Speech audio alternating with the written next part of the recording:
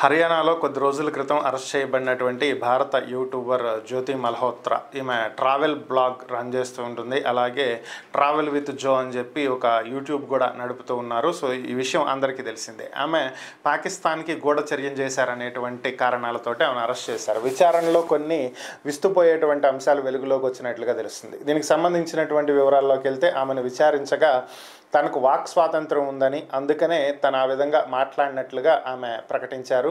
So ఆమెకు ఎటువంటి పశ్చాత్తాపం కానీ, దేశానికి సంబంధించినటువంటి వివరాలు శత్రు దేశాలతో పంచుకున్నాను అనేటువంటి పశ్చాత్తాపం కానీ ఏమాత్రం లేదు అని చెప్పి అధికారులు తెలియజేశారు.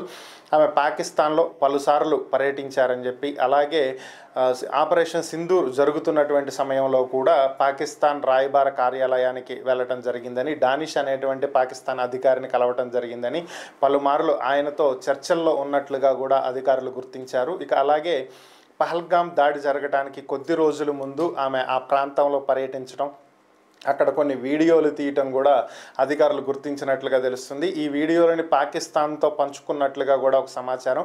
అలాగే ఆమె చైనాకు కూడా వెళ్ళి వచ్చారని, భారత్ రహస్యాలను పాకిస్తాన్కి చైనాకి చేరవేస్తున్నారని, అలాగే వివిధ రకాలైనటువంటి పాకిస్తాన్ ఏర్పాటు చేసినటువంటి అధికారిక కార్యక్రమాల్లోనూ, అలాగే గత రంజాన్ సమయంలో పాకిస్తాన్ ఎంబసీలో, ఇండియాలో ఉన్నటువంటి పాకిస్తాన్ రాయబార కార్యాలయం పాకిస్తాన్ ఎంబసీలో జరిగినటువంటి ఇఫ్తార్ విందుల్లో కూడా ఆమె పాల్గొనడం జరిగిందని, ఇలా పలు అంశాలను అధికారులు బయటకు వెల్లడించడం జరిగింది. ఇంకా మరింత లోతుగా విచారణ జరుపుతున్నామని, ఆమెకి ఇంకెవరెవరితో సంబంధాలు ఉన్నాయి అనేది తెలియాల్సి ఉందని చెప్పి అధికారులు వెల్లడించారు.